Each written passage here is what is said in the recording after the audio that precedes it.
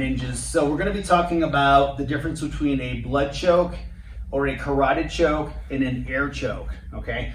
And it's important to understand the differences so that way you can really break into all of the different chokes and really understand how the chokes work. So a lot of times in jiu-jitsu, I feel like people, when they talk about blood chokes versus air chokes, they almost act like a trachea or air choke is a really bad thing, almost like it's bad technique or not good jiu-jitsu. So let's kind of break that down so we understand kind of my opinion of that and kind of how I think about that. So the difference between the two chokes initially is that the carotid choke or the blood choke cuts off the air supply. So it's sort of like if you had a water hose, right, and you were crimping the hose. It's also kind of like a lever, right? So if you're crimping the hose, what happens is slowly the water stops flowing.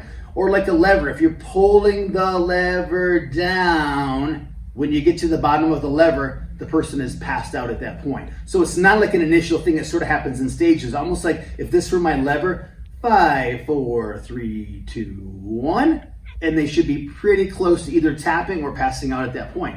And typically blood chokes take about anywhere from 5, 6, 7 seconds, depending on maybe how hard you're squeezing, the angle that you have, and really how tight the bite is on the choke. So that's the blood choke. That's important. Okay, now, is there danger in the blood choke?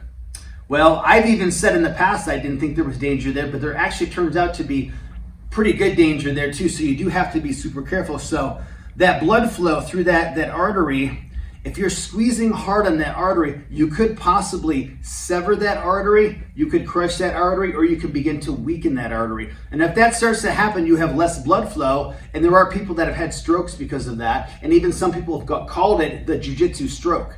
So it's really important when you're squeezing on the carotid that you're taking good care of your partner, not trying to make them go to sleep, and you're also not being so stubborn-minded that you're not tapping and you're putting yourself in that dangerous position. And maybe you don't actually pass out, but you begin to weaken the carotid artery. And over time, that can become a huge problem, okay? It's not like you can grow a new one or something, okay? So that's the carotid. Now, the trachea right here, when you squeeze against the trachea, we call it an air choke. It's literally like someone cutting off the air supply. So it's not like that lever anymore. It's almost like just slamming that lever down and that person can't breathe. So the response is typically like a gag reflex, or almost like silence, because it literally stops.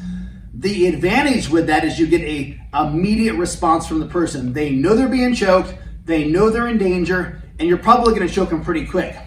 But the danger with that is that the trachea can be crushed. So think of that water hose. Instead of crimping it, we're cutting it. If you cut it, you can't be like, oh, how am I going to put this back together? You can't put it back together. At least I can't, So that can be more dangerous, and you could hurt your partner by crushing it. It doesn't mean maybe you don't do those techniques, but here's the thing. Your partners in your school, you don't crush their neck. You be a good partner. Maybe you get there and you let go and you move on, or you kind of catch and release on that type of choke. But a lot of chokes do actually come across the trachea.